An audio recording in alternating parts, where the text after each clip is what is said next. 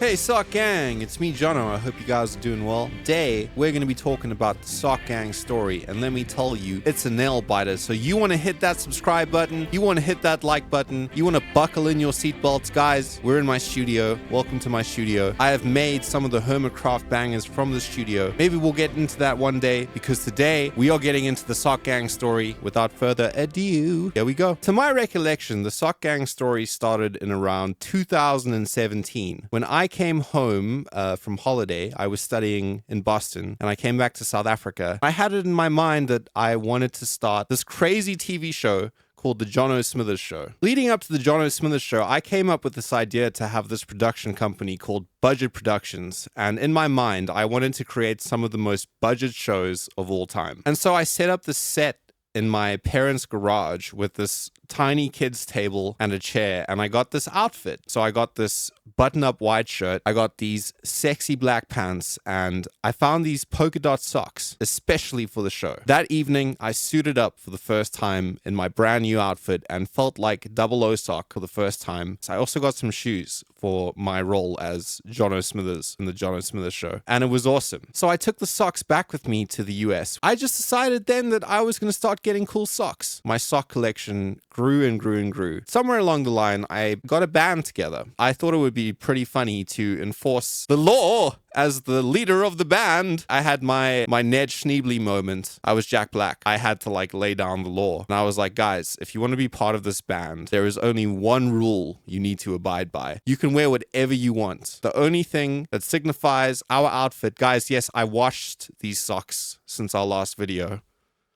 but I had a meeting today and I just thought that it rocked with the outfit. If they ever dared to enter into our rehearsals with ugly socks, they were to take their socks off and throw them into the trash, where they would remain and be thrown into the other trash. No, not literally. We wouldn't actually make them take their socks off. I noticed that this kind of started to wear off on people. Everyone started wearing cool socks. So in 2020, just as the pandemic started, I shipped over from Boston to Los Angeles after just graduating from college. I studied guitar performance at college. I was almost hoping to come to LA to play music and almost be a pop star. You leave music school and you write all these songs and you kind of hope in your mind that one of them will blow up or something and you'll get to go tour the world and be a rock star and do all of those things. That was definitely within my mind. COVID was announced. Within 7 days, I put all my stuff in a storage unit in Boston. I went over to Los Angeles with a guitar and a suitcase and my backpack with my laptop, and I flew on an empty plane. I went to the Boston Logan Airport around the 17th of March 2020. There was no one in the airport. I've never been in an empty big international airport before. And I got on this plane. There was 8 people on the whole plane, and we flew over to LA. I went to Long Beach Airport. I called an Uber. I found this really cheap place to stay in Hollywood on Yucca Street. And if anyone's been to LA and been to Yucca Street, you know what I'm talking about, baby.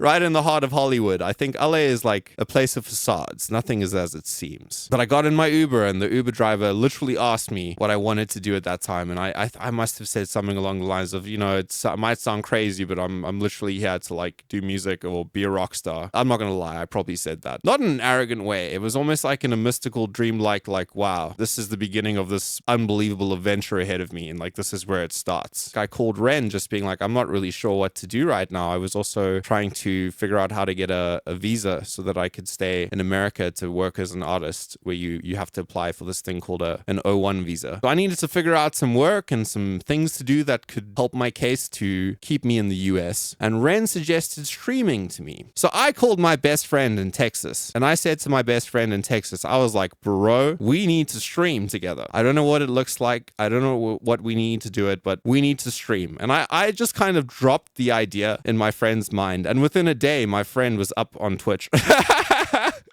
And I was like, yo, he's not messing around. I got myself set up the next day and I had my first stream. I think I called it Mixing with JONO, where I was literally streaming with my laptop and I had my webcam. I had an Apollo interface plugged into my laptop and then I had that going into a mic. My biggest thing at that time was I wanted to make a show on Twitch where the sound was really good until I got brave enough to sing. It's never It's never been an easy thing for me to do. I started singing a lot of cover songs on Twitch, which I really enjoyed in the beginning, but became a little soul destroying for me in the end. Along the way, I started getting this incredible community of people that kept coming back into my chat to check in with me. I probably explained the sock story early on because it must have been something quirky I said about myself, that I really like socks. If you want to hang out with me, as if it was like talking to my bandmates, I was like, if you guys want to hang out in the gang, or I didn't probably call it the gang. I don't know how the Sockgang name came to be. If you guys hang out with me, you got to wear the coolest socks on the internet. This is the place where we wear the hottest socks. No ankle socks. We don't want to see any ankles, just the hottest socks. I always thought to myself, if anything crazy was to happen along my musical journey, it would be so awesome one day to just go out into a crowd of people and just see people with cool socks. They're part of your thing, and that's it. Look at their socks, and you're like, yo, you're part of the sock gang. We grew a community of sock lovers, and I used to have sock